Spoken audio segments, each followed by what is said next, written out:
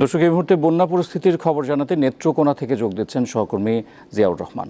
জিয়া, নেত্রকোনার সার্বিক বন্যা পরিস্থিতির সবশেষ অবস্থার দুর্গতদের সহায়তায় ত্রাণ তৎপরতা কেমন দেখছেন জানাবেন।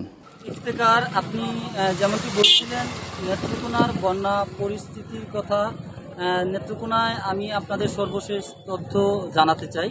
নেত্রকোনার 10টি উপজেলায় দ্বিতীয় দফায় কিন্তু এই পাহাড়ি ঢল এবং ভারী যে বর্ষণ হয়েছে, সেই ভারী বর্ষণের ফলে নেত্রকোনার অন্তত 6টি উপজেলার যে নিম্নাঞ্চল রয়েছে সেই সব নিম্নাঞ্চল কিন্তু প্লাবিত হয়েছে। বিশেষ করে 85টি মতো গ্রাম, এই সব গ্রামের মানুষ কিন্তু পানিবন্দী জীবনযাপন করছেন।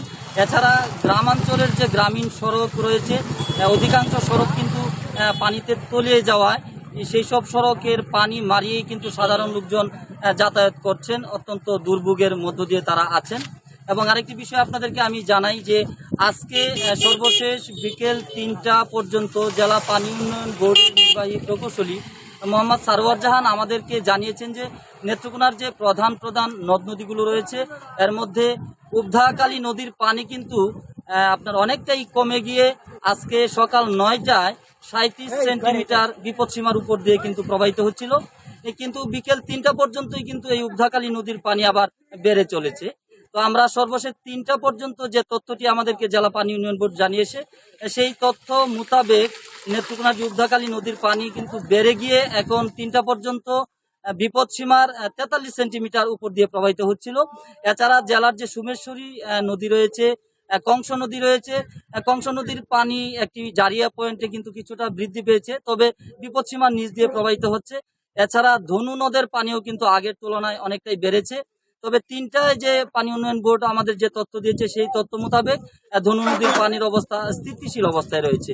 এছাড়া আমি যদি আপনাদেরকে পানিবন্দী মানুষের দুর্ভোগের কথা বলতে চাই, নেত্রকোনা অঞ্চলের অন্তত 85টি গ্রামের হাজারো মানুষ কিন্তু পানিবন্দী জীবনযাপন করছে। তবে তাদের এমন অবস্থা এখনো হয়নি যে আশ্রয় কেন্দ্রে আশ্রয় নিতে হবে। জেলা প্রশাসনের পক্ষ থেকে আমাদের যেসব তথ্য জানানো হয়েছে যে জেলা 10টি উপজেলাতেই তারা উপজেলা নির্বাহী অফিসার বৃন্দ এবং স্থানীয় ইউনিয়ন পরিষদের চেয়ারম্যান বৃন্দ যারা আছেন তাদের মাধ্যমে কিন্তু তারা পানি বন্দী যেসব লোকজন আছে তাদের খোঁজখবর রাখছেন এবং জেলা প্রশাসনের পক্ষ থেকে প্রয়োজনীয় যে ত্রাণ সহায়তা, সেই ত্রাণ সহায়তাও তারা প্রয়োজনীয় জায়গায় তারা কিন্তু বিতরণ করছেন বলে আমাদেরকে জেলা প্রশাসনের পক্ষ থেকে জানানো হয়েছে।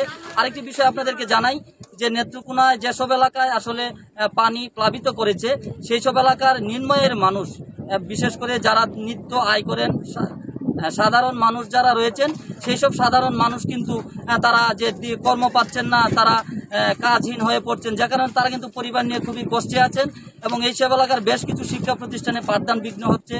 শিক্ষার্থী যারা রয়েছেন তারা অনেক কষ্ট করে কিন্তু তারা বিদ্যালয়ে যাতায়াত করছে। এই ছিল আমার কাছে নেত্রকোনা বন্যা পরিস্থিতির সর্বশেষ তথ্য। দর্শক, নেত্রকোনা থেকে যুক্ত ছিলেন সহকর্মী জিয়াউর রহমান।